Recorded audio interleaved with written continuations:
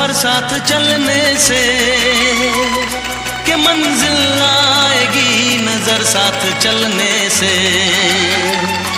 यूं ही कट जाएगा सफर साथ चलने से, कि मंजिल आएगी नजर साथ चलने से। यूं ही कट जाएगा सफर साथ चलने से, कि मंजिल आएगी नजर साथ चलने से। ला